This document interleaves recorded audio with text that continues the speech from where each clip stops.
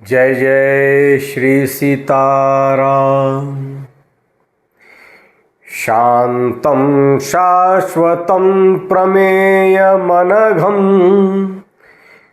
निर्वाण शान्तिप्रदं ब्रह्मा शम्भु फणीन्द्र सेव्यमनिशम् वेदांत वेद्यं विभुं रामाख्यं जगदीश्वरं सुरगुरुं माया मनुष्यं हरिं वन्देऽहं करुणाकरं रघुवरं भूपालचूडामणिम्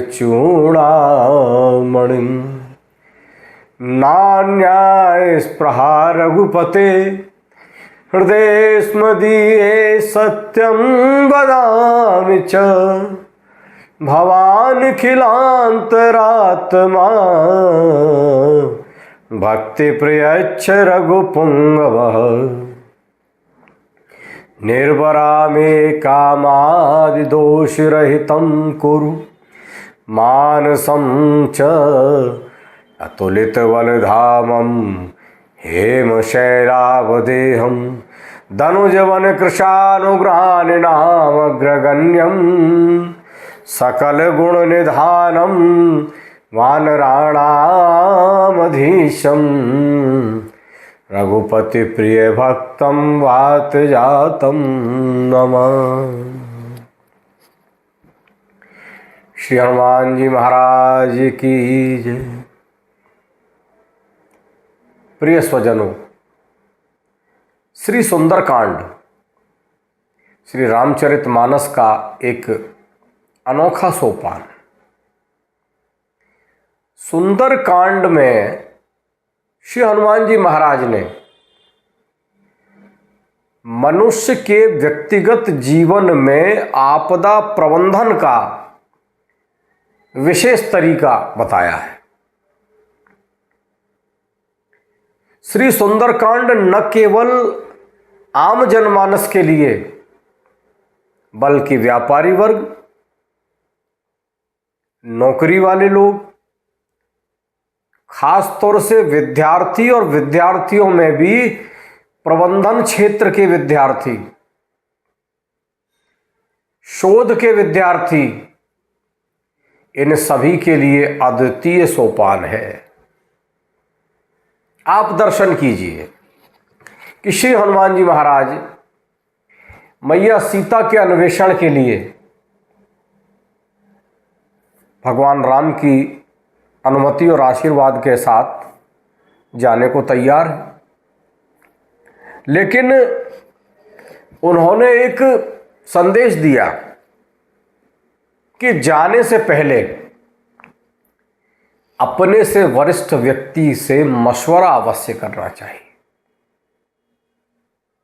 और इसका उदाहरण है, श्री हनुमान जी कहते हैं कि जामवंत में पूछे हूँ तो ही उचित सिखावन दीजे मोही। हे जामवंत जी महाराज, मैं आपसे पूछता हूं, कृपया करके उचित शिक्षा देकर मेरा मार्गदर्शन कीजिए। श्री जामवंत जी महाराज वरिष्ठ हैं। अपने अनुभव के आधार पर उन्होंने केवल इतना ही कहा कि हे हनुमान जी, आपको जाकर के मैया की सुध लानी है और प्रभु को देनी है, इतना ही करना है। अब इतना करने के लिए क्या क्या आपदाएं आएंगी, क्या क्या कदम उठाने पड़ेंगे, कैसे उन समस्याओं का निराकरण किया जाएगा, ये सब कोई वार्ता नहीं। ना ही श्री हनुमान जी को ये बताकर अथवा हनुमान जी पता करके गए थे कि लंका में कौन रहता है, मुझे किससे मिलना है। और देखिए, जैसे ही हनुमान जी चले, सबसे पहले सुरसा मैया प्रकट हुई। श्री हनुमान जी के बल बुद्धि की परीक्षा लेने के लिए, और उन्होंने तो इतना तक कह दिया कि आहा, आज तो देवताओं ने मुझे आहार दिया है, आज मैं इसका भक्षण करूंगी। श्री हनुमान जी बार बार विनय कर रहे हैं कि हे मैया, कि राम काज कर फिर मैं आवो, सीता कई सुध प्रभु ही सुनावो, तब तब बदन पैठ ये हूँ आई, सत्य कहूँ मोए जान दे माई। हे माँ, श्री राम जी का कार्य करके मैं वापस आकर के सीता मैया की सुधि प्रभु को दे दूं, फिर मैं स्वयं आकर के तेरे उदर में प्रवेश कर जाऊंगा और तू मुझे खा लेना। लेकिन सुरसा ने हनुमान जी को अनुमति प्रदान नहीं की। जब श्री हनुमान जी ने देख लिया कि किसी भी युक्ति से काम चलने वाला नहीं है, तो उन्होंने कहा ठीक है, तो फिर तू मुझे खा ले। अब सुरसा ने अपना मुंह फैलाना शुरू किया। जस जस सुरसा बदन बढ़ावा, तो हनुमान जी ने क्या किया, तासु दून कपि रूप दिखावा। हनुमान जी उससे बड़ा रूप दिखाने लगे और धीरे धीरे हनुमान जी ने सुरसा का जो विवेक था, जब आप किसी व्यक्ति को क्रोध दिला देते हैं या कोई आपको क्रोध दिला देता है, तो सबसे पहले विवेक समाप्त होता है। जैसे जैसे हनुमान जी रूप बढ़ाते गए, सुरसा का विवेक समाप्त होता गया। और क्या हुआ कि शत योजन तेहि आनन कीना, सुरसा ने 100 योजन यानी 1200 किलोमीटर लंबा अपना मुख फैलाया।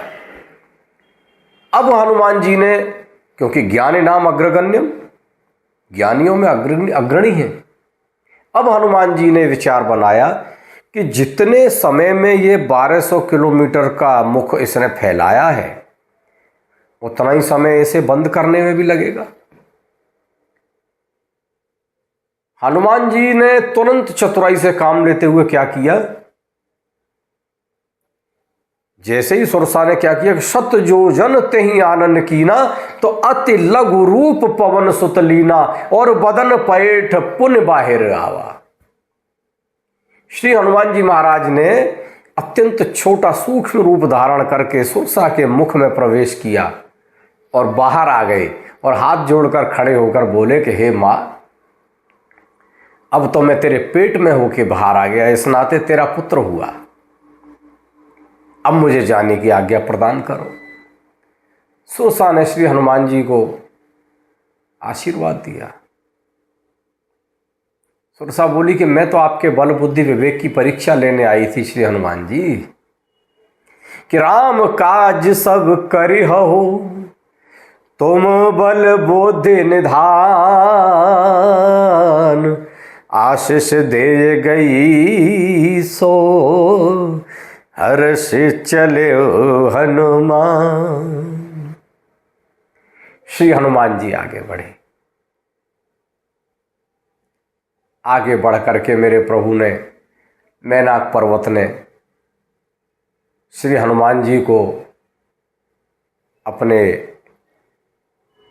पृष्ठ बाहर निकाल के विश्राम करने का अवसर प्रदान किया। लेकिन श्री हनुमान जी ने प्रणाम किया, प्रणाम करके बोले कि राम काज कीने बिनु मोहि कहाँ विश्राम। देखिए, 2 संदेश मिल रहे हैं। कैसे?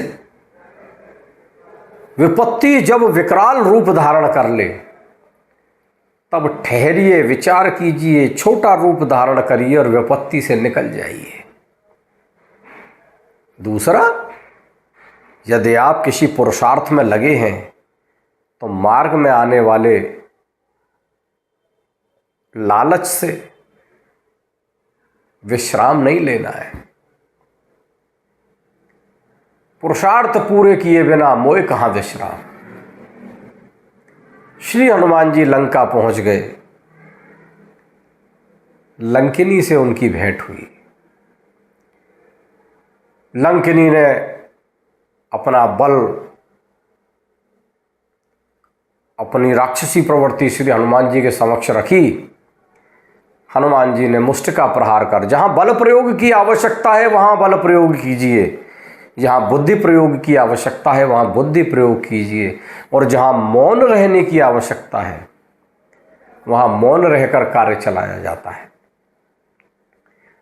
बल प्रयोग करके लंकिनी को घायल किया, और लंकिनी ने श्री हनुमान जी को रास्ता दिया और स्वयं कहा कि प्रभ से नगर कीजे सब काजा, हृदय राखी कौशलपुर राजा, गरल सुधा रिपु करहि मिताई, गौपद सिंधु अनल सितलाई, गरुड़ सुमेरु रेणु समताही, कब राम कृपा करे चितवा जाही। आज लंकिनी श्री हनुमान जी को कह रही है कि प्रभु जिस पर राम की कृपा हो उसके लिए सब सुलभ है। श्री हनुमान जी आगे बढ़े, विभीषण जी से मिले। जब दो सज्जन मिलते हैं तो अत्यंत प्रेम का वातावरण उत्पन्न होता है। श्री विभीषण जी से जब मिले तो उनके घर को देखकर ही श्री हनुमान जी प्रसन्न हुए। हनुमान जी ने क्या देखा कि हरि मंदिर तहाँ भिन्न बनावा। श्री विभीषण जी के घर में भगवान का मंदिर अलग बना हुआ है। और क्या विशेषता कि रामायुध अंकित गृह शोभा वरन न जाय, नव तुलसी का वृंद देख हर्षे कपिराय। एक तो प्रभु का मंदिर और उसमें भी प्रभु के आयुध बने हुए, प्रभु के हथियार धनुष बाण छपे हैं, तुलसी का बिरवा लगा हुआ है। इसलिए हनुमान जी मन में प्रसन्न हुए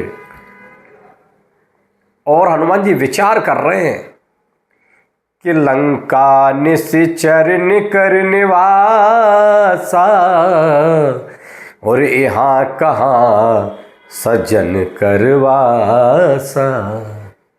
तभी विभीषण जी जाग गए और जागते ही श्री विभीषण जी श्री राम जय जय राम। जैसे ही विभीषण जी ने श्री राम नाम का उच्चारण किया, श्री हनुमान जी महाराज के मन में आया कि निश्चित रूप से कोई सज्जन पुरुष है और साधु से मिलने में कोई कार्य की हानि नहीं होती। हनुमान जी हट करके विभीषण जी के पास गए और जाकर के उनसे क्या पूछा कि आप कुशल हैं? क्योंकि लंका जैसी नगरी और वहां राम नाम का स्मरण करने वाला व्यक्ति कैसे कुशल रह सकता है। दोनों भक्त मिले, अनन्य प्रेम की चर्चा का विषय है। विभीषण जी जब श्री हनुमान जी से परिचय पूछते हैं तो हनुमान जी ने बताया कि मैं तो प्रभु का दूत हूं। विभीषण जी पुलकित हो गए। विभीषण जी कहते हैं कि अब मोहे भरोस हनुमंता, बिनु हरि कृपा मिलहि नहीं संता। अब मुझे भरोसा हो गया कि प्रभु मुझ पर कृपा करेंगे, क्योंकि उनकी कृपा के बिना संत दर्शन नहीं होता। यहां हनुमान जी ने एक संदेश दिया है कि सज्जन से मिलने तो दिल खोल कर मिले, आत्मीयता से मिले। श्री हनुमान जी ने विभीषण जी से मैया का पता पूछा और जाकर अशोक वाटिका में पत्तों के बीच में श्री हनुमान जी छुप गए। रावण आया। आकर के रावण ने तरह तरह से मेरी मैया को भय दिखलाने की पूरी चेष्टा की, राक्षसियों को इस काम पे लगाया। श्री हनुमान जी मौन साध कर पत्तों के बीच में छुपे रहे। यहां वो संदेश देते हैं कि मौन रहकर भी कार्य सिद्धि की जा सकती है। कहीं मौन रहना, कहीं बल प्रयोग, कहीं बुद्धि प्रयोग, कहीं पुरुषार्थ, कार्य सिद्धि के ये सब आयुध हैं। तत्पश्चात श्री हनुमान जी ने आगे और बहुत से कार्य किए। अगले अंक में, अगले भाग में पुनः इससे आगामी कथा पर चर्चा करेंगे। आज के लिए आम जनमानस और विद्यार्थियों के लिए यही संदेश दूंगा कि श्री सुंदरकांड का यदि मन से गहराई से हम अध्ययन करें तो बहुत कुछ जीवन में सीखने को मिल सकता है। जय जय श्री सीताराम। जय जय श्री सीताराम। श्री सुंदरकांड का अपने जीवन में उतारने का प्रयास करें। सुंदरकांड हमारे जीवन में अनेकों विघ्नों का विनाशक सिद्ध हो सकता है।